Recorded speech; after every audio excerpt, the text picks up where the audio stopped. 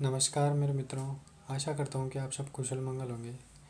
और आज बात करेंगे पितृदोष के बारे में।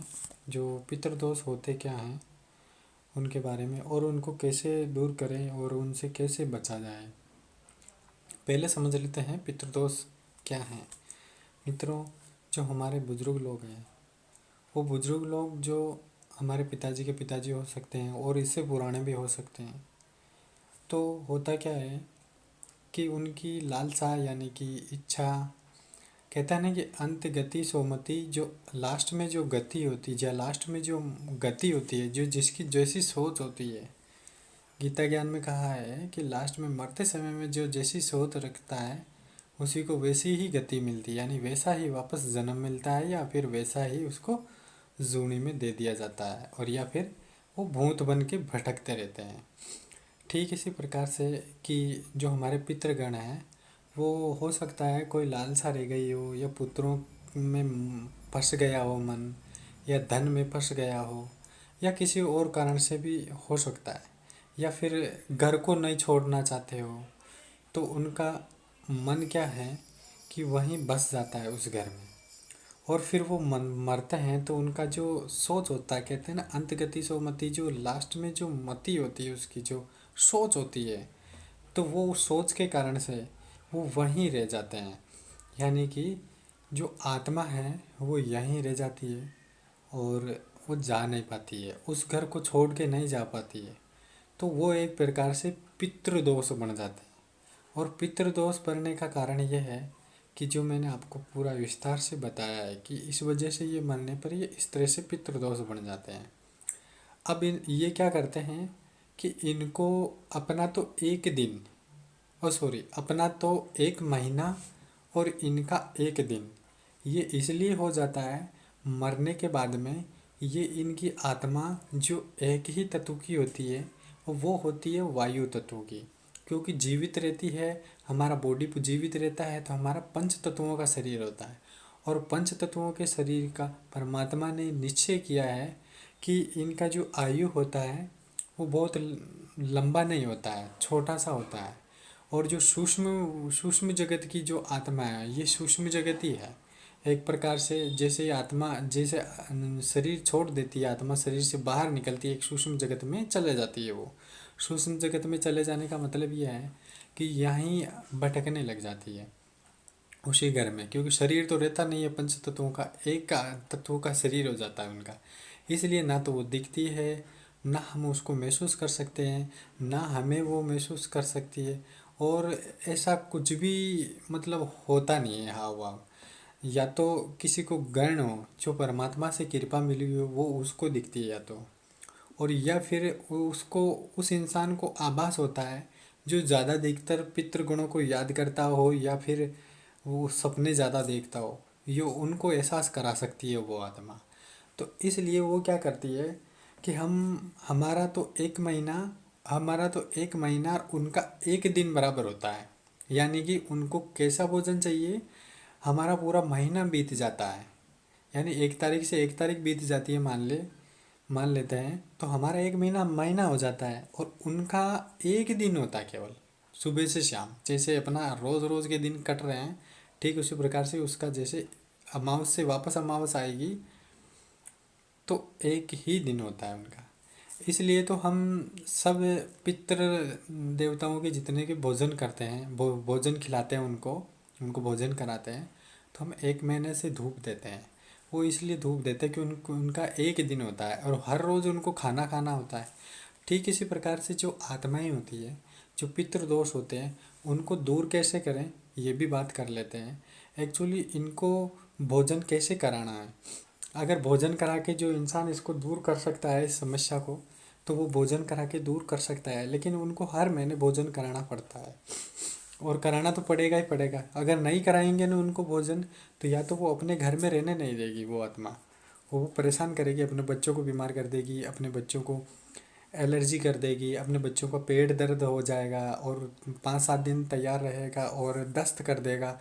ये ऐसी काफ़ी सारी बीमारियां हैं जो हमारे बच्चों के या हमारे खुद के ऊपर भी अप्लाई हो सकता है। वो बीमारियां इसलिए अप्लाई होती है क्योंकि वो होती है एक तत्व की आत्मा, जो हमें तो बोल तो सकती नहीं है, वो बोलती तो है लेकिन हमें सुनाई नहीं देता, क्योंकि हम 5 तत्वों का शरीर है हमारा, तो ये सुन नहीं पाता, ये देख नहीं पाता है, और वो फिर दुखी हो जाती है, हमें बोल बोल के परेशान हो जाती है, लेकिन हम समझ नहीं पाते हैं। और समझेंगे कैसे? दिखेगी तो समझेंगे, और दिखेगी तो हम सुनेंगे भी सही, लेकिन दिखती ही नहीं है तो कैसे सोल्यूशन होगा? तो वो क्या है, हमें फिर परेशान करने लग जाती है। परेशान करने का तो उनका एक ही राज है, वो किसी भी चीज़, हम जैसे खाना खा रहे हैं तो उनको दूषित कर देगी, ऐसे कीटाणु कीटाणु हमारे उस खाने के अंदर छोड़ देगी वो, जो हम भोजन कर रहे हैं, तो हम बीमारग्रस्त हो जाएंगे। सोते टाइम में जो सर्दी नहीं लगनी चाहिए थी, वो सर्दी इतनी ज़्यादा वो फोर्स कर देगी वो आत्माएं, क्योंकि वो आत्मा उसके ऊपर फोर्स कर देगी कि जो सर्दी नहीं लगनी होती है वो भी लग जाएगी। और डॉक्टर के पास हम जाते हैं तो बहुत बार वो बीमारी का इलाज जल्दी से नहीं होने देती है, क्योंकि जो बीमारी का जो पावर होता है एक्चुअली उस जैसे ही गोली लेते हैं, जो कोई भी चीज़ जैसे लेते हैं या इंजेक्शन वगैरह दिलाते हैं, तो उसमें क्या है कि जो असर करना चाहिए वो इंजेक्शन, वो उतना असरकार नहीं होता है, उनकी गुणवत्ता को पहले ही वो भक्षण कर जाती है वो आत्माएं। तो फिर हम क्या, ज़्यादा जल्दी से इलाज नहीं हो पाता है, कुछ ही फर्क पड़ पाता है। तो अब इनसे बचा कैसे जाए ये बात कर लेते हैं।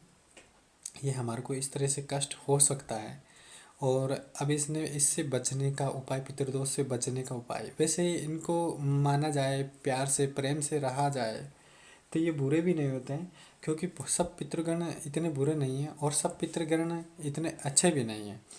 तो ये 100% सत्य नहीं है कि सभी पितृगण खराब होते हैं, ऐसा कुछ नहीं होता है। कुछ पितृगण ऐसे भी होते हैं कि वो रहते हैं उसी घर में और उनका फैमिली भी रहता है, लेकिन कुछ भी प्रॉब्लम नहीं होने देते हैं, चाहे उनको खाना खिलाओ या मत खिलाओ, कोई दिक्कत नहीं है। क्यों? क्योंकि वो शांत स्वभाव के होते हैं और शुद्ध होते हैं, एकदम बढ़िया होते हैं। बहुत सारी आत्माएं ऐसी होती है। तो अब इनसे दोष जो दूर करने का जो उपाय है, उनको मुक्ति कैसे दिलाया जाए? मुक्ति नहीं हो सकती तो उनको वापस पुनर्जन्म कैसे दिलाया जाए? बहुत लोग क्या करते हैं, जो तंत्र तंत्र विद्या से मतलब उनको कैद करके फिर ले जाया जाता है, तो ऐसा तो कोई पॉसिबल नहीं है। 4 दिन 5 दिन का हो सकता है उनको कैद कर ले वो, और लेकिन वो वापस उस चंगुल से छूट के वापस आ जाती है और वापस वही उसी घर में रहने लग जाती है।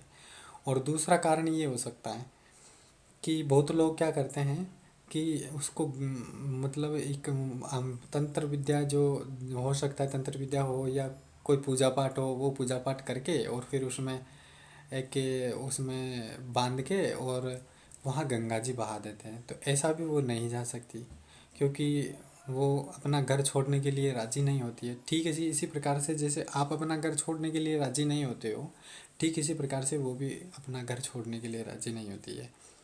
तो इनको कैसे, इनको भी आत्म शांति मिल जाए, वो भी कुशल मंगल हो जाए और हम भी कुशल मंगल हो जाए, तो इसके लिए हमें जो ज्ञान होता है, जो भागवत कथा होती है एक्चुअली, वो करवाना वो करवाना अच्छी बात है, लेकिन अगर वो करवा लें और हम ना सुने और हम में भी इतना ज्ञान नहीं हो और कभी सुना ही नहीं हो और हम उसके ऊपर अमल नहीं करते हैं, तो फिर भी वो पितृदोष दूर नहीं जाएंगे। अब इसका सरल उपाय मैं बता देता हूँ आपको। हमारे गुरु कृपा के हिसाब से, मैं मेरे मन से नहीं बताता हूँ मेरे मित्रों। और इसको कैसे दूर किया जाए, सबसे पहले तो हमें ज्ञान प्राप्त करना ज़रूरी है। हमें जितना ज़्यादा ज्ञान प्राप्त होगा, तो होता क्या है कि जिस घर में अपन रह रहे हैं उसी घर में जो आत्मा निवास कर रही है, और हम जो अलौकिक ज्ञान प्राप्त कर रखे हैं, जैसे कि ब्रह्म ज्ञान हमने ले रखा है या ब्रह्म ज्ञान हमें प्राप्त कर रखा है, और ब्रह्म ज्ञान की ओर हम अभी प्रचलित भी हैं, तो वो आत्मा क्या करती है, जैसे ही अपने संपर्क में आएगी तो वैसे ही वो एकदम से शुद्ध होने लग जाएगी। और शुद्ध होने में उसको हो सकता है महीने 2 महीने साल भर भी लग जाए। शुद्ध होते होते हो तो बिल्कुल शुद्ध हो जाएगी। शुद्ध होने के बाद में क्या करती है वो आत्मा, हमें दुख देना बंद कर देगी, क्योंकि जैसे ही शुद्धिकरण हो जाता है तो वो आत्मा ऑटोमेटिक दुख देना बंद कर देती है। रहती तो उसी घर में है लेकिन दुख देना बंद कर देती है।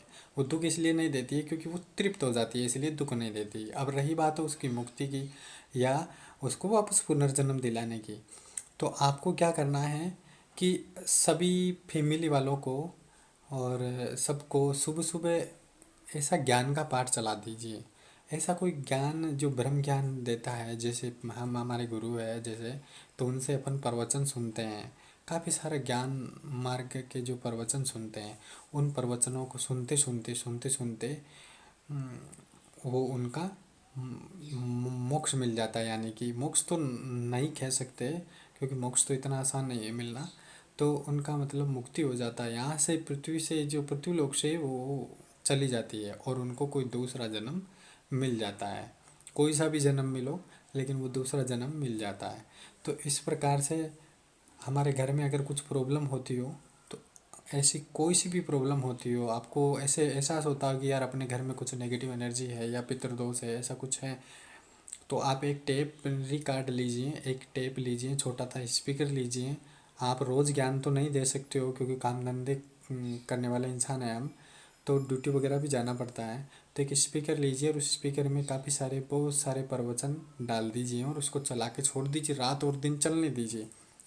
जो आत्मा जो आत्मा मतलब खराब होती है, वो भी वो ज्ञान सुन के ऑटोमेटिक धीरे धीरे वो शुद्ध हो जाएगी।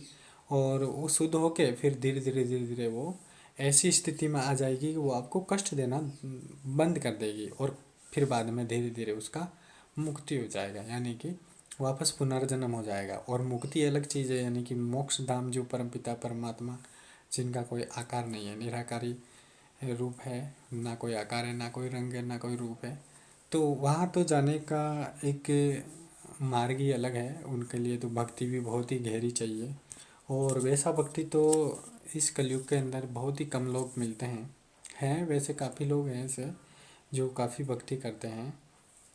और अब मैं आपको ये भी बता देता हूँ, बहुत लोग क्या करते हैं कि ज्ञान तो कुछ होता नहीं है, और जैसे किसी ने बोल दिया कि यार तू तो ये नाम ले ले और इसको जाप करता रहे। बहुत बार क्या होता है, अगर किसी को ज्ञान नहीं होता है और वो उस माला को फेरता रहे और जाप करता रहे, तो होता क्या है कि उनका ध्यान माला में नहीं है। केवल वो जाप तो कर रहा है, होठ तो हिल रहे हैं उनके, लेकिन वो अंतरात्मा से नहीं जप पाता है, ध्यान कहीं और रहता है और वो जाप करता रहता है। तो वो भक्ति उनकी लगेगी नहीं। वो इतनी ही लगेगी, आप 5,000 बार जाप करोगे तो मात्र एक ही नाम का ही वो लगेगा, और वो भी पूर्णतः सत्य नहीं है। क्योंकि भेड़ चाल चलना कोई मतलब नहीं है, क्योंकि एक भेड़ के पीछे भेड़ चलती रह रही है, चलती रह रही है, चलती रह रही है, कोई पता ही नहीं है कि हमें क्या करना है आगे और क्या होगा। इसलिए भेड़ चाल भी नहीं चलना है। हमें कुछ ज्ञान प्राप्त करते हुए और परमात्मा का नाम लेते हुए आगे की ओर बढ़ना है, और गहराई से ध्यान करना है। अगर आपका माला फेरने का, को बहुत लोग कहते हैं कि मैं रोज़ माला फेरता हूँ, अगर माला फेरने में या माला घुमाने में अगर रुचि नहीं है तुम्हारी, तन्मयता से तुम नहीं फेर सकते हो, तो कोई बात नहीं, उस दिन छोड़ दो। क्योंकि तुम्हारा रोज़ दिन का हाजिरी लगाना वो कोई मतलब नहीं है। अगर तुम तन्मयता से, सच्ची श्रद्धा से अगर तुम माला नहीं घुमाते हो, तो वो आपको फलदायक नहीं है। वो माला घुमाना उल्टा तुम्हें कष्टदायक होगा। वो कष्टदायक इसलिए होगा क्योंकि तुम्हारा ध्यान है कहीं और, ठीक है ना, तुम्हारा ध्यान है कहीं और फिर तुम माला घुमा रहे हो, तो तुम्हारे को फलदायी कैसे होगा। ठीक इसी प्रकार से जैसे लाइट तो अपने घर में लग गई है, ठीक है, अपने को बल्ब जलाना है। अब बल्ब जलाने में अपना रुचि ही नहीं है, यानी कि प्रकाश करने में अपना रुचि नहीं है, और हमारा ध्यान कहीं और है, और अपन तार जोड़ रहे हैं उसके ऊपर। तो सोचो कि हमारा ध्यान उधर है और हम तार जोड़ रहे हैं, तो वो बल्ब रोशनी देने से पहले ही अपने को ऐसा झटका लग जाएगा कि हम सारा वो रोशनी करना ही भूल जाएंगे, बल्ब वगैरह को सबको भूल जाएंगे। ठीक इसी प्रकार से ये भक्ति मार्ग है। आप अगर आपकी रुचि हो, आपका मन कर रहा है, दिल कर रहा है, सही शांति से, तन्मयता से आप माला घुमाइए, माला फेरिए, तो आपका अच्छा ही प्रकाश होगा, अच्छे ही प्रकाशमान होंगे आप। इसलिए भेड़ चाल नहीं चलना है, तो अपने को अपने हिसाब से ही चलना है। ऐसे नहीं कि नहीं यार एब्सेंट नहीं होनी चाहिए, प्रेजेंट लगनी चाहिए, चाहे पढ़ना आए नहीं आए लेकिन प्रेजेंट हो जानी चाहिए। तो वो स्कूल वाला काम नहीं करना है कि हाजिरी से नंबर मिल जाएंगे, ऐसा कुछ नहीं होता है। जितना ज़्यादा भक्ति करोगे उतना ही ज़्यादा आप आगे की ओर बढ़ पाओगे। और ब्रह्म ज्ञान जो होता है, जो सामान्य ज्ञान होता है, और एक ब्रह्म ज्ञान जो होता है, एक निराकारी ब्रह्मा यानी कि निराकारी परमात्मा, निराकारी परमपिता परमेश्वर, और एक आकारी परमपिता परमेश्वर। निराकारी निराकारी जो जिनका कोई आकार नहीं है, रंग नहीं है, रूप नहीं है, तो वो लोग जो महान ज्ञानी लोग होते हैं वो उनकी भक्ति करते हैं, वो उनको उनका जाप करते हैं, और वो उनको उनकी भक्ति में वो लीन रहते हैं। और जो आकारी ब्रह्मा है, आकारी ब्रह्मा का मतलब जो शिर गुणी, जो सामान्य जो शिर गुणी होते हैं, जो साक्षात जो मूर्ति होती है, तो ये जो सामान्य लोग होते हैं, जो सामान्य भक्ति करने वाले लोग होते हैं, तो वो उनको मानते हैं।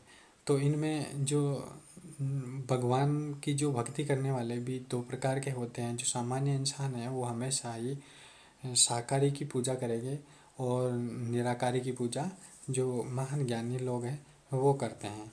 तो हमें जो भी महात्मा होते हैं, अच्छे सही पोजीशन पे सही पहुँचे हुए होते हैं, एक्चुअली वो हमेशा ऐसा ही ज्ञान देते हैं हमारे को कि आप निराकारी की भक्ति करो, निर्गुण निराकारी की भक्ति करो, जो आपको परम धाम की ओर प्रस्थान कराएगी, आपकी आत्मा को, यानी मुक्ति मुक्ति मुक्ति धाम ले जाएगी।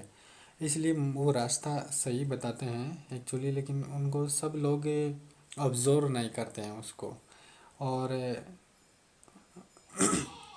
हमारे जो पुराने अभी एक एक सवाल उठता है, किसी ने कमेंट भी किया था मुझे कि भैया जी मुझे इतना बताइए कि जितने भी लोग आज पैदा हो रहे हैं बच्चे, वो इतने इंटेलिजेंट कैसे पैदा हो रहे हैं। और क्या हमारे पहले के जो बुज़ुर्ग हैं, पहले कहते थे कि पहले के जो बुज़ुर्ग लोग हैं वो काफ़ी समझदार हुआ करते थे, काफ़ी ज्ञानवान हुआ करते थे। तो वो ही बुज़ुर्ग जो अभी पैदा हो रहे हैं, तो क्या वही आत्माएं हैं? आत्मा कभी मरती नहीं है, अजर अमर होती है। तो क्या ये आत्मा जो पैदा हो रही है अभी वही आत्मा है, या फिर कई अलग ग्रह से आ रही है, या फिर अलग है ये आत्मा? तो इसने काफ़ी अच्छा सवाल पूछा है। एक्चुअली होता क्या है, जो पुराने बुजुर्गों की आत्मा है, एक्चुअली जैसे ही वो मरते हैं तो काफ़ी सारे तो भूत बन जाते हैं, भूत बन के भटकते हैं हज़ारों सालों तक। और काफ़ी सारी आत्माएं हैं जो मर जाती है, जो ये संत महात्मा बन जाते हैं, जो काफ़ी सारी गहरी भक्ति होती है उनकी, वापस वो भक्ति मार्ग में ही उनका वो मिल जाता है। और जो नॉर्मल आत्मा है, जो अपना जीवन काल ऐसे ही चलता रहा भेड़ चाल की तरह, और वापस वो जन्म ले लेती है, तो वो भी इतना उत्पात नहीं मचाती है, वो एक सामान्य जीवन जीती है अपना शांत स्वभाव से, ना कोई लेना देना रखती है। और बहुत सारी आत्माएं ऐसी होती है, बदमाश आत्माएं, जो बहुत खराब आत्माएं होती है, जो अभी जन्म ले रही है। काफ़ी जगह जन्म भी ले लिया, बहुत सब जगह, हर घर में काफ़ी जगह जन्म ले लिया। जो इतने खतरनाक प्रताड़ित करती है वो आत्मा, मतलब वो जो जन्म लेने वाले बच्चे इतने बदमाश होते हैं कि पूछो मत। और अभी जो बच्चे, काफ़ी ऐसे बच्चे भी पैदा हो रहे हैं जो इंटेलिजेंट है। इंटेलिजेंट का मतलब है जन्मजात से ही सीखे सिखाए। वो ऐसा क्यों है? खूब सारे मतलब ऐसे वर्ड उनको याद हो जाते हैं जो हम कभी चाहकर कितना भी याद कर लें, लेकिन फिर भी हमारे को वो चीज़ याद नहीं होती है। और वो मतलब शब्द अपन याद करना चाहें तो भी नहीं हो पाता इतना जल्दी। वो उनको पता नहीं क्या, ऑलरेडी जन्मजात से ही क्या पता वो सीखे सिखाए हैं। तो एक्चुअली होता ये है कि काफ़ी सारी आत्माएं जो दूसरे ग्रह की आत्मा है, जो हमारे पृथ्वी पे भी जन्म ले रही है, काफ़ी सारे आत्माएं, जो अभी लेटेस्ट में एक बोरिस का नाम का लड़का था, और उसका जो चमड़ी का रंग है वो थोड़ा थोड़ा सा अलग था, और वो मंगल ग्रह का बताया गया था। और हमारे गुरुजी ने भी बताया है कि वो होते ऐसे होता है। हमारे पृथ्वी जैसी काफ़ी सारी पृथ्वियाँ हैं, लेकिन उनका अलग अलग नाम दिया गया है। और अलौकिक ब्रह्मांड है, अलौकिक ग्रह, अलौकिक यूनिवर्स, अनंत कोटि ब्रह्मांड है, जो कोई पार नहीं है। उनमें से काफ़ी सारी ऐसे हैं जो जिनमें आत्माएं निवास करती है। हमारा पंच तत्वों का शरीर है, उनमें जैसा जो ग्रह होता है उसी को वैसा ही उसी प्रकार से उनकी वहाँ पर आत्माएं निवास करती है। तो काफ़ी सारी आत्मा वहाँ पर भी जब उनका टाइम एक्सपायर हो जाता है तो वो जन्म वापस लेती है। तो उनका पूरा पूर्णतः सत्य नहीं है, पूर्णतः ये नहीं है कि जहाँ वो थी पहले तो वहीं वो वापस जन्मेंगी।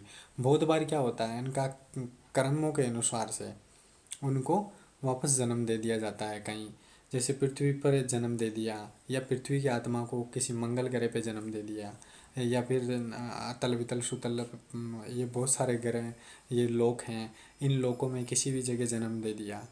तो ऐसे होता है। जो मीट मांस मदिरा ड्रिंक वगैरह ऐसे जो भक्षण करता है, जो अधिक ज़्यादा भक्षण करता है, अधिक ज़्यादा सेवन करता है, आपने देखा होगा वीडियो में बहुत सारा, जो काफ़ी सारा मतलब वो मीट खा लेते हैं और मतलब जानवर की तरह हैं।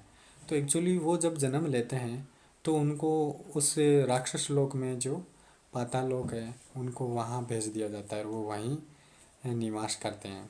वो वहाँ उनको फिर जैसी सज़ा होती है उनको वहाँ वो वैसी सज़ा दे दिया जाता है। तो मित्रों, ये पितृदोष के बारे में बातें हुई थी अपनी, और आप समझ गए होंगे। और जैसे ही कोई और भी सवाल होंगे हम उनके बारे में विस्तार से बात करेंगे। जो मेरे पास जो कमेंट आए थे एक्चुअली मैंने क्या लिख के रखे थे, और मैं सब कमेंट मैंने आपको बता भी दिए थे। और अभी ये एक और कमेंट आया हुआ था, वो लेटेस्ट में ही आया था मेरे दूसरे वाले मोबाइल पे, तो मैंने अभी देखा ही है। एक्चुअली उसमें ये लिखा हुआ था कि भैया जी मुझे ये बताइए कि क्या ये जो ब्रह्मांड है, क्या ये एक ही ब्रह्मांड है क्या, और ये भगवान अपनी पृथ्वी पे ही है या फिर सभी ग्रहों में है। तो मेरे मित्रों, अपनी पृथ्वी जैसी काफ़ी सारी पृथ्वियाँ हैं, और अपनी पृथ्वी पे जलवायु अग्नि आकाश सब सामान्य रूप से चलते हैं, सामान्य रूप से ही धूप आती है, और चार मौसम चारों को चारों चलते हैं। लेकिन ऐसे ग्रह भी हैं जिसमें केवल धूल ही धूल उड़ती है, केवल धूल धूल भरा होता है वो पूरा ग्रह। और बहुत जगह ऐसी होती है जहाँ ठंड ज़्यादा होती है, जहाँ बर्फ़ ही बर्फ़ होती है, बर्फ़ ही बर्फ़, वहाँ पर धूप तो निकलने का कोई सवाल ही नहीं है। तो अब वहाँ जीव कैसे होते होंगे? वहाँ जीव वैसे होते हैं जैसे अमीबा होता है, वो ज़्यादा गर्म जगह पे भी रह लेता है और ज़्यादा ठंडी जगह में ठंडा अमीबा होता है। तो वो उनके अंदर ही उसी बर्फ़ में रहने वाले ही जीव होते हैं, जो इतनी ठंडक होने पर ही वो जीवित रह पाते हैं। अगर गर्मी पड़ने लग जाए तो वो सब मर जाता है। तो उनका आवामंडल वैसा ही होता है, ठंडी जगह पे रहने वाले जीव वो उसमें वैसे ही होते हैं। और जो गर्म, जो धूल भरा होता है, गर्म होता है, तो उसमें वो धूल के वो ही अमीबा, धूल के ही जीव उनके अंदर पनपे हुए होते हैं। तो वो उसी में ही एडजस्ट होते हैं। अगर उनको धूल से बाहर निकाल दिया जाता है तो फिर वो मर जाते हैं। ठीक इसी प्रकार से अपन है, अपने इस ग्रह में है, अगर इस ग्रह से बाहर जाना होता है हमें तो गैस की वगैरह टंकी लगा के ऑक्सीजन वगैरह लगा के हम जाते हैं। वो इसलिए जाते हैं क्योंकि हम इस ग्रह के आभास से ही जीवित रहते हैं, हम इस ग्रह के सभा हो रखे हैं, जो इसमें वायु है, जिसमें धूप है, इसमें धरती, जो भी कुछ है इसके अंदर, हम उसके अधीन हो रखे हैं। इसलिए हम इसी ग्रह के अंदर ही जीवित रह सकते हैं। अगर इसको इससे बाहर जाना होता है तो हमें वो लगा के जाना पड़ता है, और अगर ऐसे चला जाए तो अपन मर सकते हैं और मर भी जाते हैं। तो ठीक इसी प्रकार से बहुत सारे ग्रह ऐसे हैं जिसमें ज्वालामुखी फटती रहती है, या ज्वाला पूरा लाल ही होता, गर्म होता है। तो उनमें भी क्या आत्माएं होती है? क्या उनमें भी आत्माएं होती है? उनमें कहते हैं ना कि अपना शरीर पंच तत्वों से मिलके बना है, तो हमारी पांच तत्वों की आत्मा तो केवल इस पृथ्वी पे ही है। हो सकता है ऐसी पृथ्वी और कहीं हो तो वहाँ पर भी पांच तत्वों की आत्मा हो, लेकिन जो अग्नि है, केवल अग्नि, जैसे कि सूर्य के पास में जो ग्रह होता है उनमें भी आत्माएं हैं। हमारे गुरुजी ने देखा है, हमारे गुरुजी वहाँ तक ट्रेवल करके आए, काफ़ी दूरी तक ट्रेवल करके आए हैं, लेकिन ऐसे बताने के लिए मना किया है, इसलिए मैं नहीं बताता हूँ। तो वहाँ पर क्या है कि जो अग्नि तत्व है वहाँ पर अग्नि अग्नि चलती है, अग्नि अग्नि निकलती रहती है, अग्नि अग्नि है, पूरा ग्रह ही अग्नि का है वो, इतना खतरनाक अग्नि रहता है पूछो मत। तो वहाँ पर अग्नि तत्व की आत्मा है, वहाँ पर भी अपने जैसे पूरा फैमिली है, वहाँ पर भी पूरा गांव के गांव बसे हुए हैं, क्योंकि अग्नि तत्व है तो वो अग्नि तत्व के हिसाब से वो अग्नि तत्व आराम से अग्नि के अंदर वो रह सकते हैं। लेकिन एक्चुअली हम वहाँ पर जा नहीं पाते, शेष शरीर लेके पंच तत्वों का शरीर तो वहाँ पर पहुँच ही नहीं पाता है। जो इंसान सही भक्ति मार्ग से, गहरी भक्ति मार्ग से अपने इस बॉडी को यहीं स्थापित करके अपने सूक्ष्म शरीर से निकल के और फिर वहाँ जाए, तो वो ज़रूर देख के आ सकता है, उन सभी परिवारों को, सभी फैमिली को वहाँ देख के आ सकता है। क्योंकि ऐसे ग्रह हैं जिसमें यानी अग्नि अग्नि है, यानी प्रकाश अग्नि अग्नि है, तो वहाँ पर भी आत्माएं निवास करती है। वो अग्नि तत्व के ही होते हैं, वो जीव, वो आत्माएं अग्नि तत्व की होती है। उनका भी जन्म मरण होता है, लेकिन उनका आयु थोड़ा लंबा होता है। अपना पृथ्वी का ही, पृथ्वीवासियों का ही आयु इतना छोटा है, बाकी काफ़ी सारे ग्रह हैं जिनमें उनका आयु लंबा है। और अभी अभी लेटेस्ट में हमारे गुरुजी ने काफ़ी टाइम पहले से ही बता दिया था कि जो एलियन होते हैं, एक्चुअली ये एलियन दूसरे ग्रह के प्राणी हैं। और नासा ने तो अब ये सच्चा माना है, अब ये मतलब सच्चाई प्रकट की है, और अभी ही मतलब विश्वास किया है कि अब विश्वास करने लगे हैं कि यार शास्त्र बिल्कुल झूठे नहीं होते हैं, ये सत्य होते हैं, दूसरे ग्रह में भी प्राणी हैं, ऐसे विश्वास करने लगे हैं। एक्चुअली एलियंस दूसरे ग्रह के प्राणी हैं, और इनकी भी उम्र काफ़ी लंबी लंबी टाइम तक होती है, ये हज़ार हज़ार वर्ष तक के पाए गए हैं। अभी जो सर्च किया है, एक एलियन का जो विमान है वो क्रैश हुआ था, तो उनमें वो यानी हज़ार वर्ष की उम्र पाई गई थी जब उन्होंने चेक किया तो। और बल्कि हमारे गुरुजी ने तो बताया कि उनकी हज़ार वर्ष नहीं, उनकी 5,000 वर्ष की उम्र है। तो इन्होंने जो इतने इनके अंदाज से जो बताया है, इन्होंने चेक करके वो उतना ही बताया है, बाकी इनकी उम्र 5,000 वर्ष होती है। और उनके जो विमान होते हैं वो दो तत्वों के विमान होते हैं, एक तो अग्नि तत्व का और एक वायु तत्व का। तो अग्नि तत्व जो हमें प्रकाश की तरह गोल आकार का वो दिखता है, पूर्णतः ऐसे स्पष्ट तरीके से नहीं दिखता, केवल गोल। और प्रकाश जो प्रकाश की तरह, जो प्रकाश और वायु जो प्रकाश की तरह एक लाइट नुमा दिखता है, और उड़न तस्तरी की तरह आकार लिया हुआ दिखता है। इसलिए दो तत्वों का होता है, जो अग्नि अपने को दिखती है इसलिए, और वायु अपने को दिखती नहीं है। जब उसकी स्पीड होती है तो इसकी स्पीड इतनी खतरनाक तरीके से स्पीड होती है कि वो क्षण भर में एक आयाम से दूसरे आयाम में पहुंच जाता है, इतनी स्पीड होती है। और वो एलियन से काफ़ी पुराने होते हैं, उनका जो टेक्नोलॉजी है वो काफ़ी खतरनाक विकसित होती है उनकी टेक्नोलॉजी। और वो भक्ति मार्ग में है या नहीं है ये तो मैं नहीं बता सकता, क्योंकि मुझे अभी गुरुजी ने बताया भी नहीं है और मैंने पूछा भी नहीं है। जैसे ही मैं पूछूंगा तो आपको ज़रूर सूचना करूंगा। तो मेरे मित्र का ये भी जवाब था जो मैंने आपको दे दिया है कि दूसरे ग्रह में प्राणी होते हैं या नहीं होते हैं। ये एक मैंने वीडियो भी पहले भी बना रखी है और उसमें डाल रखा है कि दूसरे ग्रह में प्राणी है या नहीं है, तो उसमें भी आप देख सकते हो। फ्रेंड्स, अब मैं वीडियो को विराम देता हूँ, स्टॉप करता हूँ। काफ़ी लंबा हो चुका है वीडियो, 33-35 मिनट का करीब करीब पहुँचने वाला है ये, 28, हाँ 30 मिनट का होने वाला है ये वीडियो, और ज़्यादा लंबा हो जाएगा वीडियो। और नेक्स्ट वीडियो में फिर मिलेंगे नए सवालों के साथ में, जो आपको एकदम से अच्छी तरीके से मैं पूरी कोशिश करूँगा समझाने की। और जो ये मैंने वीडियो अभी कैप्चर किया है, जो मैंने अभी शूट किया है, इसमें कोई त्रुटि रह गई हो या फिर ज्ञान जो मैंने बताया है मेरे परमात्मा की कृपा से, मेरे गुरु महाराज की कृपा से, तो इसमें कोई त्रुटि रह गई हो तो मुझे क्षमा कर देना मेरे मित्रों। और एक्चुअली मैंने जो भी गलती की है इस वीडियो में, मैं आपका छोटा भाई हूँ और छोटा भाई समझ के मुझे क्षमा कर दीजिएगा। वीडियो अच्छा लगे तो लाइक और शेयर करना ना भूलें, अपने दोस्तों को भी बताएं। और इसी तरह की जो ज्ञानवर्धक वीडियो है अपने घर में, ऐसे लगता है कि यार नेगेटिव एनर्जी है, भूत प्रेत है, तो आप ऐसी वीडियो आप चला के छोड़ दीजिएगा वहाँ। तो वो जो नेगेटिव एनर्जी है वो पॉजिटिव एनर्जी के क्षण पॉजिटिव जो अपने वीडियो के माध्यम से उस वॉइस में, उस ध्वनि में जो वाइब्रेशन निकलेगा, जो पॉजिटिव तरंगे निकलेगी, जो वो पॉजिटिव तरंगे उनको छेदन कर देगी। छेदन करने का मतलब है उनको संपर्क में ले लेगी, उन आत्माओं को, नेगेटिव आत्माओं को, और उनको संपर्क में लेने मात्र से ही वो आत्मा शुद्धिकरण में चेंज हो जाएगी। जैसे ही शुद्धिकरण में चेंज होगी वो आपको परेशान करना बंद कर देगी, और हो सकता है वो फिर वो मुक्ति धाम की ओर प्रस्थान कर जाए, या फिर वापस पुनर्जन्म हो जाए उसका। इसलिए आप जो भी परेशान हैं, मैं वीडियो के माध्यम से सूचना देना चाहता हूँ कि आप है ना अपना छोटा सा टेप रिकॉर्ड चला के छोड़ दीजिएगा। ज्ञान मार्ग की वीडियो, जो ज्ञान से संबंधित जो वीडियो है उनको चला के छोड़ दीजिएगा, जो कोई या कोई कथा छोड़ दीजिएगा। होनी चाहिए रोज़ अलग अलग चलनी चाहिए, एक ही एक चीज़ नहीं चलाना चाहिए, बार बार एक ही एक चीज़ नहीं चलाना चाहिए। हर रोज़ एक नया ज्ञान का वीडियो चला के छोड़ना चाहिए अपने घर में। जो कोई नेगेटिव एनर्जी हो तो वो भी निकल के चली जाए। और परम शांति और जय गुरुदेव मेरे मित्रों। जय हिंद, जय भारत।